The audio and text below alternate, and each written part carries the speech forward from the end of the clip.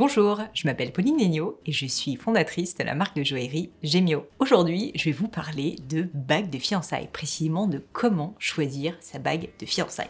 Alors la première question qu'on peut se poser, c'est à quoi diable sert des fiançailles? À quoi est-ce que ça sert de se fiancer? Les fiançailles, c'est l'événement qui va marquer le coup de votre amour avant le mariage. Le mariage, on va dire que c'est un petit peu administratif, finalement ça va sceller une union dans le temps vis-à-vis du monde extérieur. Et bien les fiançailles, c'est vraiment ce qui va sceller votre amour vis-à-vis de l'être aimé. Et cet événement doit être symbolisé par quelque chose, la bague de fiançailles bien sûr. Mais trouver la bonne bague de fiançailles, le bijou qu'elle va vouloir porter pour toute la vie, ce n'est pas une chose aisée évidemment. C'est pourquoi aujourd'hui, je vais vous livrer avec l'aide de Bonne Gueule la méthode en 8 étapes qui va vous permettre de réussir à trouver la bague de fiançailles parfaite. Mais avant toute chose, on va commencer par définir qu'est-ce que c'est qu'une bague de fiançailles. Commençons par les notions de base. La bague de fiançailles, traditionnellement, ça prend la forme d'un solitaire. Donc ça va être un anneau avec une pierre en général. Mais évidemment, vous pouvez avoir chacun votre style et certaines vont préférer un anneau avec du pavage, certaines vont préférer une pierre de centre avec un entourage de diamants autour. Tout ça, je vais vous l'expliquer dans le reste de la méthode. Ce qu'il faut retenir, c'est que la bague de fiançailles, c'est vraiment ce qui est censé incarner votre amour. Et du coup, c'est un bijou, ce que je peux dire, qui est très important. C'est un bijou sur lequel vous allez devoir marquer le coup, bien plus que les alliances qui sont là plus la symbolique du mariage, l'anneau tout simple en fait qu'on va porter toute la vie. Donc si j'ai un conseil à vous donner messieurs, et bien pour la bague de fiançailles, il va falloir marquer le coup. Donc maintenant parlons des 3 notions fondamentales que vous devez connaître avant de pouvoir choisir votre bague de fiançailles. D'abord la question qui tue, or 18 carats ou or 750 millièmes? Eh bien c'est la même chose en réalité et c'est d'ailleurs l'or que je vous recommande vivement si vous choisissez une bague de fiançailles. Pourquoi ça? Parce que tout simplement l'or 18 carats est l'or le plus noble, le plus apprécié et le plus solide qu'on utilise en joaillerie. En réalité 18 carats ça veut dire quoi? Ça veut dire que vous avez 75% d'or pur, donc l'or jaune qu'on connaît, dans votre bijou. Le reste, ça va être des alliages qu'on va rajouter pour soit blanchir le métal, soit le rosir, en fonction de si vous choisissez de l'or blanc ou de l'or rose, et puis aussi pour lui apporter un petit peu plus de solidité, parce que ce qu'il faut savoir, c'est que l'or pur, l'or qu'on appelle 24 carats, est un petit peu moins solide en réalité que l'or 18 carats qu'on utilise en joaillerie. Bref, tout ça pour vous dire que je vous recommande vivement l'or 18 carats, qui est donc la même chose que l'or 750 millièmes. 750 millièmes, ça veut dire donc 75% d'or pur. Alors là, messieurs, dames, vous allez peut-être me dire, ok, c'est très bien ton histoire, or 18 carats, mais quid de l'or 14 carats ou de l'or 9 carats? Eh bien, en fait, tout simplement, je vous les déconseille, ces deux-là, puisque c'est l'or 18 carats qui va être le plus pur et donc le plus solide, le plus robuste. Puisque vous l'avez compris, or 18 carats veut dire 75% d'or pur. Si vous partez sur de l'or 14 carats, et bien là, vous allez avoir seulement 58,5% d'or pur. Donc on est à peine au-dessus de la moitié. Et alors, si vous partez sur de l'or 9 carats, là, vous serez à 37% d'or pur. Donc c'est même en dessous de la moitié. Donc en fait, on a moins d'or que du reste. Et du coup, évidemment, pour un bijou qui a vocation à durer toute la vie, qu'elle va devoir porter au quotidien, tous les jours que Dieu fait, on l'espère, eh bien, évidemment, le jeu n'en vaut pas la chandelle parce que le bijou sera beaucoup plus fragilisé. Ses autres alliages vont être beaucoup plus mous, beaucoup plus malléables et donc pouvoir se tordre dans le temps, se rayer. Donc c'est quelque chose que je ne vous souhaite pas si vous aimez la qualité. En bref, je résume, 18 carats ou rien.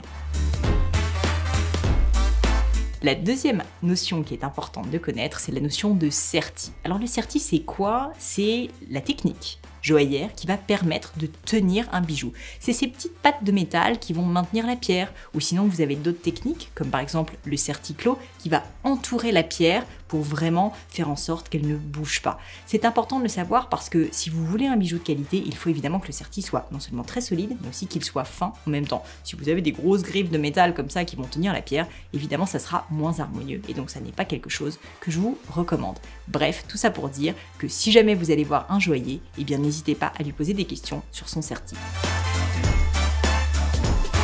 La troisième notion qu'il importe de connaître, c'est celle de la taille de doigt. La taille de doigt, c'est la terreur pour vous, messieurs. Vous ne savez jamais déterminer la taille de doigt de votre future femme.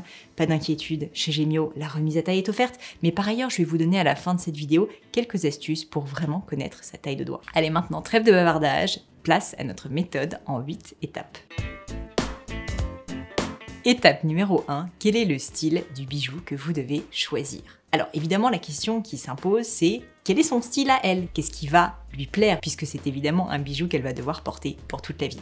Là, je peux vous donner un petit conseil, une petite astuce que j'ai constatée, c'est d'essayer d'analyser son style vestimentaire. Si vous êtes ici, en plus, c'est quelque chose qui vous parle. Est-ce qu'elle est plutôt sage? Est-ce qu'elle est conservateur, un peu strict, classique dans son style? Au contraire, est-ce qu'elle est excentrique? Est-ce qu'elle est très pointue, qu'elle adore les choses vraiment qui sortent des sentiers battus? C'est hyper intéressant de se poser cette question parce que ça va vous guider pour l'achat de la bague de fiançailles. Typiquement, si elle est très sage, un peu classique dans son style, eh bien je pense qu'un solitaire, tout simple, donc un anneau de métal avec tout simplement une pierre, c'est vraiment l'ultime chic, la discrétion. A l'inverse, si vous savez qu'elle est assez sophistiquée, qu'elle est assez féminine, qu'elle aime la délicatesse, là je peux vous conseiller le solitaire pavé. Donc juste avec un anneau de métal qui va être pavé de diamants et un solitaire très chic, tout simple. Si elle a un style plutôt excentrique, qu'elle aime sortir des sentiers battus, et bien à ce moment-là, pourquoi ne pas opter pour une bague plus créative, comme par exemple notre très belle bague Everbloom pavé. Si elle aime porter des accessoires, que vous remarquez qu'elle aime les sacs de qualité, etc., peut-être qu'elle a envie que son bijou se voie, et à ce moment-là, je peux vous conseiller par exemple une bague comme un solitaire entouré, comme ici notre bague rétromantique ovale pavé. Bref, vous l'aurez compris, il en faut pour tous les goûts, et le plus important c'est que ça lui plaise. Donc analysez son style vestimentaire et c'est comme ça que vous serez certain de ne pas vous tromper. Un petit détail quand même pour vous rassurer, la plupart des joailliers, et c'est évidemment le cas chez Gemio, proposent un retour ou une remise à taille offerte, donc au pire du pire, si vous vous trompez, évidemment, vous pouvez changer. Et si vraiment vous êtes complètement perdu, que vous ne savez pas quoi faire, que vous me dites « Mais Pauline, que dois-je faire ?» Eh bien je vous réponds, optez pour un solitaire simple en diamant, ça marche à tous les coups. Étape numéro 2, messieurs, je pense à votre portefeuille puisque c'est l'étape du budget. Combien faut-il dépenser sur sa bague de fiançailles? Eh bien en réalité, il y a des normes, figurez-vous. Aux États-Unis, ces normes sont même extrêmement codifiées puisqu'on dit qu'il faut verser 3 mois de salaire, hors taxe, s'il vous plaît. En France, c'est un petit peu moins précis, on essaye quand même de laisser un petit peu de place à l'émotion, au sentimentalisme peut-être, et du coup, en général, on estime qu'il faut entre 1 et 3 mois de votre salaire sur cette bague de fiançailles. C'est une sacrée somme, mais n'oubliez pas que c'est un bijou précieux, qu'elle va garder absolument toute la vie. Et peut-être là, si vous vous fiancez, que vous êtes encore dans votre vingtaine, dans votre début de trentaine, eh bien c'est un investissement pour maintenant, mais dites-vous, quand elle aura 50 ans, 60 ans, elle portera toujours ce bijou. Donc il faut qu'elle puisse encore l'assumer, même à cet âge-là. Étape numéro 3. Le choix du métal. Alors là, c'est un vaste sujet, donc je ne vais pas pouvoir l'aborder trop en détail quand même, mais pour vous donner les grandes lignes, ce qu'il faut savoir, c'est que déjà, je vous conseille soit l'or 18 carats, on en a parlé au début de la vidéo, soit le platine. Déjà, l'argent, de base, laissez tomber. L'argent est un matériau qui est très sympa pour un bijou accessoire, mais qui va s'oxyder avec le temps, et donc vraiment, je ne vous le recommande pas pour une bague de fiançailles qui, une fois de plus, est un bijou qu'elle va porter au quotidien pour toute la vie. Maintenant, si on parle de l'or 18 carats ou du platine, quelle est la différence? Le platine est un matériau qui est intrinsèquement blanc. C'est un matériau qui ne va jamais bouger dans le temps. Qu'il pleuve, qu'il vente, qu'elle fasse n'importe quoi avec, sachez qu'il ne bougera jamais. C'est un immense avantage et c'est pour ça qu'on l'appelle bien souvent le roi des métaux précieux. Sachez d'ailleurs, si vous aimez la rareté, que le platine est environ 50 fois plus rare que l'or. Incroyable, non? Maintenant, en ce qui concerne l'or 18 carats, vous savez certainement qu'il existe plusieurs types d'or 18 carats. L'or blanc, l'or jaune et l'or rose, 3 couleurs en somme. Et donc là, ça va vraiment être une histoire de goût. Il y a des avantages et des inconvénients pour chacun de ces matériaux. L'or blanc a la même couleur que le platine, donc c'est pour ça que je commence par celui-ci, mais il va avoir un inconvénient majeur par rapport au platine, c'est qu'il va se patiner avec le temps, c'est-à-dire qu'il va un petit peu jaunir, il va un petit peu perdre de sa couleur. Pourquoi ça? Parce que l'or blanc, en fait c'est de l'or jaune à la base, je vous l'ai dit, c'est 75% d'or jaune. Mais on va rajouter dedans des alliages supplémentaires, notamment un petit peu d'argent, du palladium pour le blanchir un petit peu. Mais la réalité c'est que c'est pas fondamentalement blanc, ça va être un espèce de jaune-gris. D'ailleurs dans le jargon de la joaillerie, petite notion technique, on appelle ça l'or gris chez les joailliers. Bref, tout ça pour dire que vous aurez cet or blanc-gris qui va être la couleur de base. Et c'est pour ça que par-dessus, nous joailliers, mettons un traitement de surface qui s'appelle le rhodium, qui est comme un peu de la peinture, si vous voulez, que vous allez mettre sur votre or gris pour qu'il soit encore plus blanc. Et donc le problème avec ça, c'est qu'avec le temps, comme de la peinture, eh bien ça part, ça s'écaille un petit peu.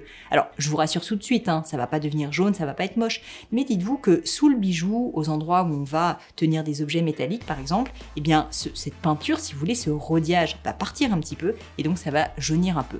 Bref, tout ça pour dire que si jamais vous choisissez de l'or blanc, c'est un très beau matériau qui a l'avantage immense d'être très solide et moins cher que le platine, mais l'inconvénient fondamental, c'est qu'il va se patiner, jaunir avec le temps. Maintenant, si on parle de l'or jaune et de l'or rose, là c'est un petit peu la même histoire. L'or jaune, il est jaune, et la bonne nouvelle de l'or jaune, c'est qu'il va rester jaune dans le temps. Donc, contrairement à l'or blanc, il ne va pas du tout bouger. Donc si vous aimez l'or jaune, franchement, je vous le conseille. Ce qu'il faut que vous sachiez quand même en termes statistiques, c'est que assez peu de femmes aujourd'hui choisissent l'or jaune. C'est vrai que c'est un matériau qui est un petit peu passé de mode, on va dire, qui est quelque chose qui se faisait beaucoup à l'époque, mais un petit peu moins maintenant. Et donc, si on regarde chez Gemio au niveau statistique, nous avons 10% de nos clients qui choisissent de l'or jaune. C'est donc finalement intéressant, mais ça n'est pas non plus la grande majorité de notre clientèle. Un petit conseil, si vous avez constaté qu'elle ne porte que des bijoux en or jaune, à ce moment-là, je vous le conseille. Mais si à l'inverse, vous ne savez pas, je vous conseille plutôt l'or blanc ou le platine.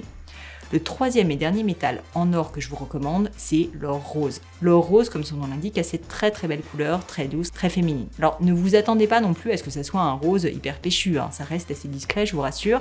Comment est-ce que l'or rose est rose? Eh bien en fait, toujours pareil, 75% d'or pur, qui est donc jaune, et dedans, on va rajouter des alliages pour le rosir. Et en l'occurrence, cet alliage, c'est le cuivre. Vous le savez, le cuivre a tendance à donner une couleur rose, justement, au métal.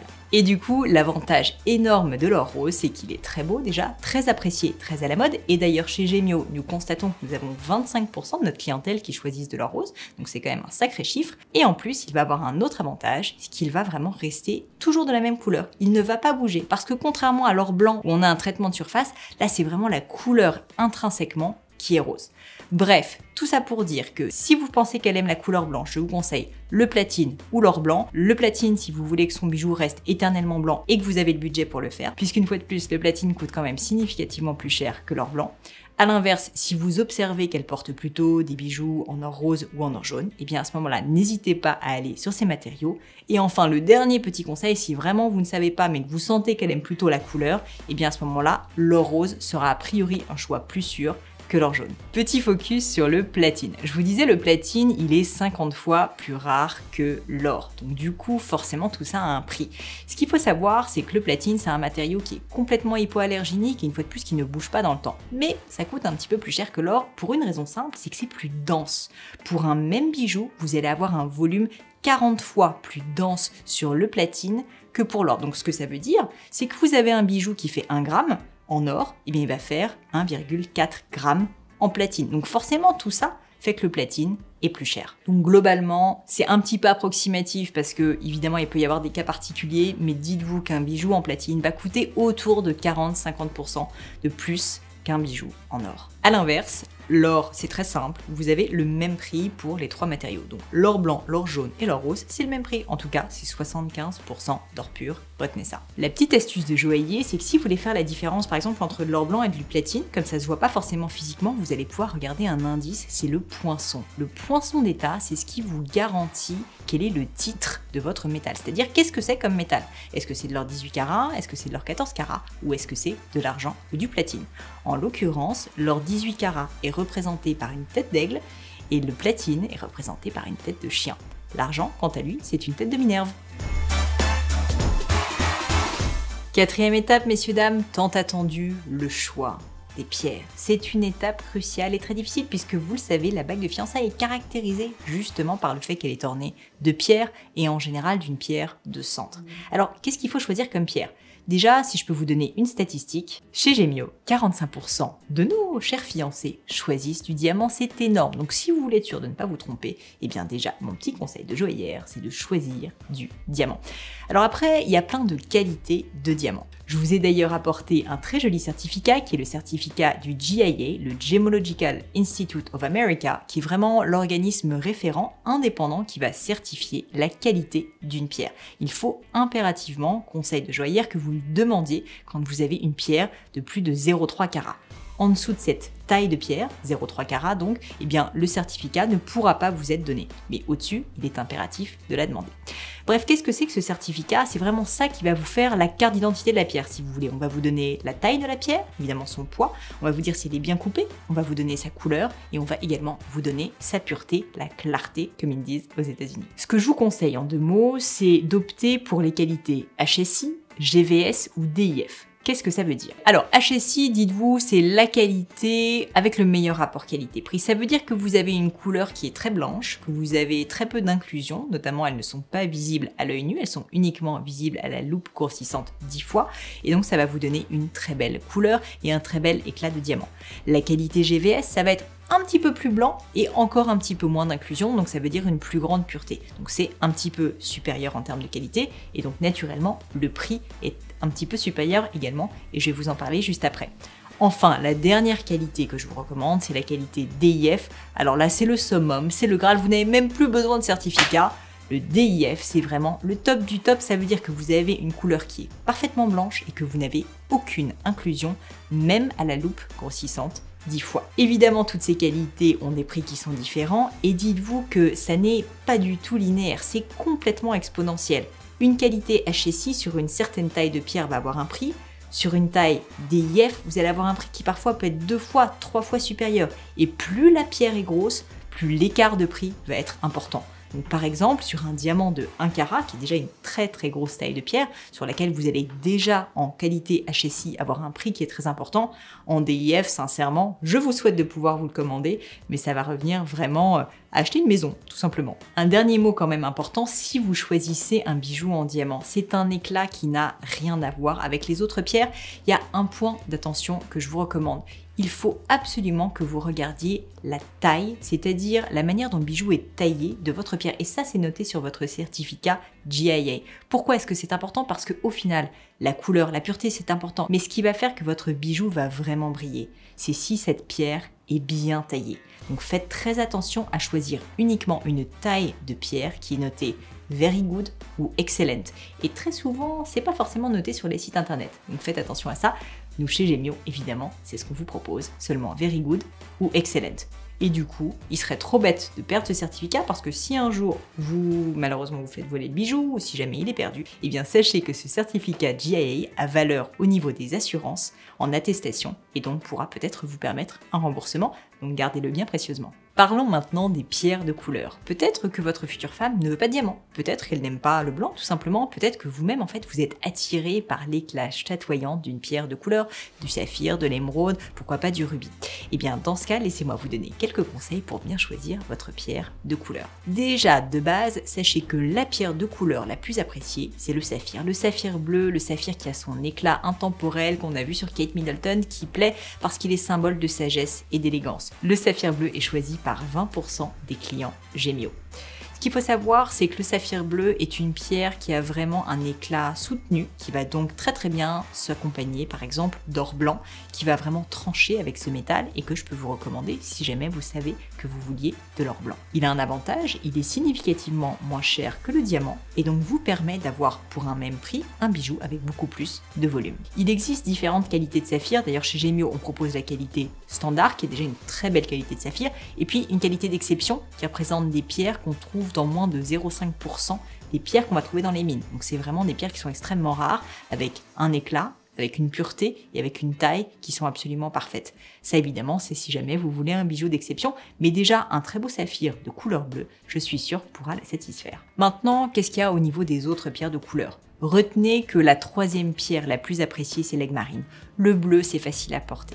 L'aigle marine, c'est vraiment une très jolie pierre qui a beaucoup d'éclat, un indice de réfraction, donc une brillance très élevée, et qui va être facile à porter au quotidien parce que c'est une pierre qui a une couleur très cristalline, donc on va pouvoir porter facilement avec un jean, avec toutes les tenues, donc plus facile à porter typiquement que d'autres pierres de couleur comme le rubis et comme l'émeraude. Le rubis et l'émeraude, globalement, sont choisis par 5% de nos clients chacun. Ce sont des pierres qui sont très belles, qui sont très appréciées, précieuses bien sûr, mais qui ont quelques petits inconvénients pour certains. Le rubis d'abord est une pierre qui souvent a beaucoup d'inclusion. C'est une pierre qu'il est très difficile d'avoir parfaitement pure. Et donc très souvent, vous allez vous rendre compte que le rubis, une pierre rouge donc, va avoir un certain nombre d'impuretés et va paraître un petit peu voilée. Elle va donc avoir moins de brillance que d'autres pierres, mais en revanche, son avantage, c'est qu'elle a une merveilleuse couleur rouge. Donc choisissez-la si vous savez que votre future femme aime le rouge. L'émeraude, c'est une pierre qui est verte, qui a un éclat pour le coup absolument incroyable. C'est vraiment un vert qui est magnifique, qui est profond, qui va très bien sur les brunes par exemple. Mais c'est vrai qu'elle a un petit inconvénient, cette émeraude, c'est qu'elle va être plus fragile. Sur l'indice de dureté d'échelle de Mohs en joaillerie, eh bien l'émeraude va être bien inférieure au diamant, qui est la pierre la plus dure, au saphir et au rubis. Elle va être à 7 sur l'échelle de Mohs, au lieu de 10 par exemple pour le diamant. Donc attention, si madame n'est pas très méticuleuse, je vous déconseille l'émeraude. Enfin pour terminer, l'aigle marine, comme je vous le disais, est une pierre qui est très appréciée. Elle est choisie d'ailleurs par 15% de notre clientèle, c'est énorme. Elle a un avantage énorme, c'est que son rapport qualité-prix est exceptionnel. Une belle aigle marine de belle taille va coûter mais parfois 5 fois, 6 fois moins cher qu'un diamant. Donc ça vaut vraiment le coup si jamais vous voulez avoir une belle bague de fiançailles avec une belle pierre. Alors on a abordé l'épineuse question de la couleur, mais reste à savoir quelle va être la forme de la pierre que vous allez choisir. Et vous vous arrachez les cheveux à ce stade, messieurs, vous vous dites mais ça n'est pas possible, quand est-ce qu'on va en terminer? On approche de la fin, restez avec nous. Bref, nous allons choisir maintenant la forme de la pierre. Pour vous faire simple, il existe plein de formes différentes, mais les quelques formes qui sont les plus appréciées, ça va être la forme ronde, qu'on appelle aussi parfois dans le jargon joaillier la taille brillant, pour une raison simple, c'est que c'est celle qui a le plus de facettes et qui va du coup faire le plus briller un bijou. Les diamants traditionnellement sont taillés dans cette taille brillant avec 57 facettes, et c'est ça en réalité qui va leur donner leur éclat. Donc mon conseil, c'est que si vous choisissez un bijou en diamant, choisissez la forme ronde. A l'inverse, si vous avez choisi des pierres de couleur, et bien à ce moment-là, vous allez être beaucoup plus libre et vraiment vous allez pouvoir être créatif sur la forme de votre pierre. Typiquement, une très jolie forme sur des saphirs, des rubis, des émeraudes, ça va être la forme ovale qui va permettre d'avoir une surface d'exposition importante et donc un plus grand volume pour en général un meilleur rapport qualité-prix parce qu'avec une plus faible profondeur. Et donc ça va vous permettre vraiment d'avoir un effet waouh assez assuré. Si vous voulez quelque chose de plus pointu, de plus original, et bien à ce moment-là, vous pouvez sortir des sentiers battus et pourquoi pas choisir la forme coussin ou la forme princesse qui sont des formes un peu plus carrées. Ça évidemment, c'est à vous d'y réfléchir, mais si je peux vous donner un conseil, que vous êtes un peu perdu et que vous voulez juste être sûr de bien choisir, eh bien pensez à ce moment-là à prendre la forme ronde. En tous les cas, n'oubliez pas, assurez-vous que votre joaillier, et Gemio le fait bien évidemment, vous propose le retour ou l'échange gratuit, parce que ça serait trop dommage de se tromper sur un bijou aussi important. Étape numéro 5 les amis, nous sommes maintenant sur la qualité et on va s'assurer qu'il faut que notre bijou soit made in France justement pour faire en sorte que nos critères d'exigence soient respectés. C'est peut-être anodin de le dire, mais en réalité, la joaillerie a pas mal été inventée en France, la joaillerie telle qu'elle est exercée aujourd'hui. Et donc, le Made in France est un vrai label de qualité. Une bonne nouvelle, c'est que vous pouvez vous assurer que votre bijou est Made in France. Et ça, on l'a vu tout à l'heure avec cette histoire de poinçon. L'État français poinçonne tous les bijoux Made in France pour s'assurer que le consommateur n'est pas floué, qu'il s'agit bien d'or 18 carats, d'argent ou au contraire de platine. Donc faites en sorte de vous assurer que le poinçon qui est à l'arrière de la bague a bien une petite forme de losange, ça veut dire que le bijou est Made in France. L'autre petit conseil que je peux vous donner pour vous assurer de la qualité de votre bijou, eh bien, c'est tout simplement de regarder le serti. On en a parlé, vous savez, au tout début. Le serti, c'est ce qui vous permet de maintenir les pierres. Donc c'est vraiment ces espèces de morceaux de métal précieux qui vont maintenir la pierre, soit avec un cercle autour de la pierre de centre, soit pourquoi pas avec des griffes. Eh bien, ce serti, en fait, il est essentiel parce qu'il faut qu'il soit robuste, mais tout en étant fin pour être harmonieux. Et donc, regardez précisément le serti de votre bijou, ça va vous permettre de vous rendre compte si la façon, ce qu'on appelle donc la fabrication en joaillerie, est bien fine et de qualité. Si les griffes vous paraissent très grosses, très robustes, mais franchement pas très harmonieuses, et puis surtout assez différentes les unes des autres, donc avec assez peu de symétrie, eh bien à ce moment-là, vous pouvez vous dire que peut-être qu'il faut que vous ayez chez un joaillier avec une qualité de finition supérieure. Le dernier petit détail au niveau de la qualité, parce que je sais que chez Bonne Gueule vous y êtes sensible, eh bien c'est tout simplement que votre bijou n'ait jamais été porté et que le poli, donc si vous voulez la manière dont le métal a été traité, soit de qualité. Et ça vous pouvez l'observer en regardant la partie finalement lisse du matériau de votre bague de fiançailles et vous rendre compte est-ce qu'il y a des micro-rayures. Si jamais vous voyez que le bijou est parfaitement lisse, ce qu'on appelle un poly-miroir dans le jargon joaillier, eh bien à ce moment-là vous pouvez être certain que votre bijou est bien made in France et qu'il n'a jamais été porté. Conseil numéro 6. Choisir la taille de doigt, c'est l'épineuse question. Et depuis le début, vous vous dites, mais c'est très bien tout ça, mais si je ne connais pas sa taille, comment faire? Eh bien, j'ai des réponses pour vous, messieurs. Déjà, sachez que la moyenne en France est une taille 54.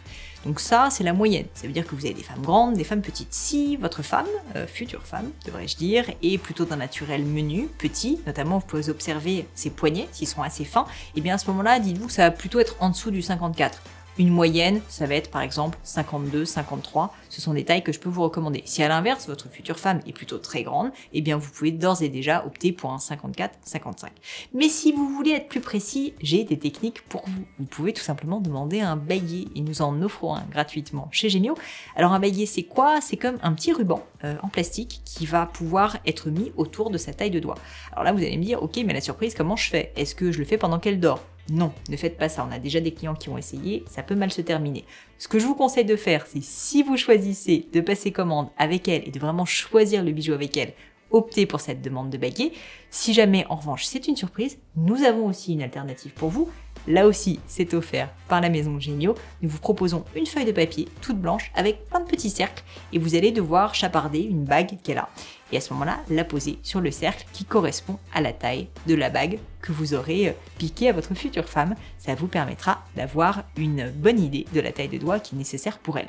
Une fois de plus, soyez rassurés, si jamais vous vous trompez, ce qui risque d'être le cas, eh bien à ce moment-là, n'ayez crainte, chez Gemio, la remise à taille est offerte. Surtout, ne faites pas l'erreur de choisir un joaillier qui ne vous propose pas ça. Ça serait trop dommage de lui offrir un bijou qu'elle ne pourrait pas porter. J'en profite pour vous dire, pour ceux qui se posent la question, que le doigt à laquelle il faut porter la bague de fiançailles, c'est l'annulaire gauche. Gauche, pourquoi? Parce que c'est celui qui est le plus près du cœur. Et l'annulaire, pourquoi? On dit, c'est la légende qui veut ça, qu'une veine relierait le doigt de l'annulaire gauche jusqu'au cœur.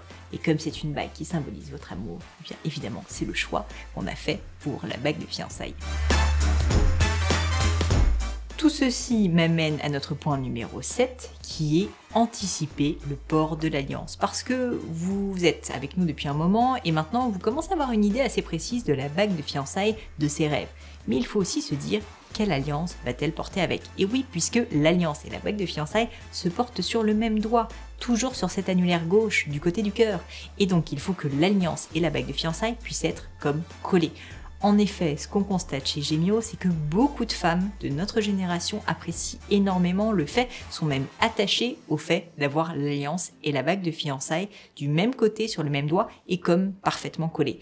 Bref, si vous avez choisi une bague de fiançailles avec une très grosse pierre, par exemple, assurez-vous qu'elle a été conçue de telle sorte que l'alliance puisse vraiment se coller à côté. Si ça n'est pas le cas, parce que par exemple vous avez une bague de famille et que finalement vous regardez cette vidéo plus parce que vous êtes ravi d'être en ma compagnie mais que vous saviez déjà quelle bague de fiançailles vous alliez choisir, eh bien dites-vous que la bague de fiançailles dans ce cas se portera sur la main droite et l'alliance sur la main gauche. Et pour ceux qui sont concernés par cette vidéo, dites-vous plutôt que l'alliance et la bague de fiançailles, c'est sur la main gauche, et donc il faut s'assurer dès à présent qu'une alliance va pouvoir se coller avec votre bague de fiançailles.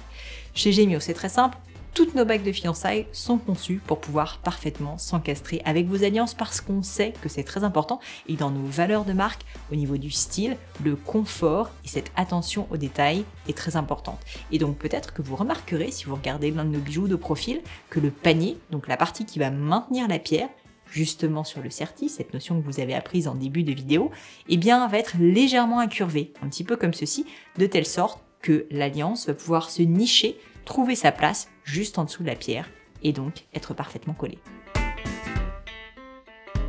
Enfin, sur une note un peu plus sérieuse, mon dernier conseil, le conseil numéro 8 dans cette grande aventure du choix de la bague de fiançailles, c'est d'y consacrer du temps. Soyez sincère dans la démarche, renseignez-vous, c'est passionnant. Ensuite, après, vous pourrez raconter en plus l'histoire à votre future femme.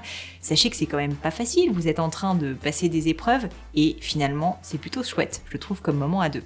Tout ça pour dire que si vous y passez du temps, si vous vous renseignez, vous allez finalement avoir une très belle histoire à raconter. Et ça va l'émerveiller puisque c'est ça finalement le but. Alors, plutôt que de choisir une copie low cost, par exemple, d'un bijou de grande marque, plutôt que d'essayer d'aller sur vraiment la pire qualité avec le prix le plus bas, et bien vraiment, passez-y du temps. C'est un bijou qu'elle va porter toute sa vie. C'est quand même le symbole de votre vie de couple, de votre engagement, de votre amour. Donc passez-y du temps, c'est ça qui compte.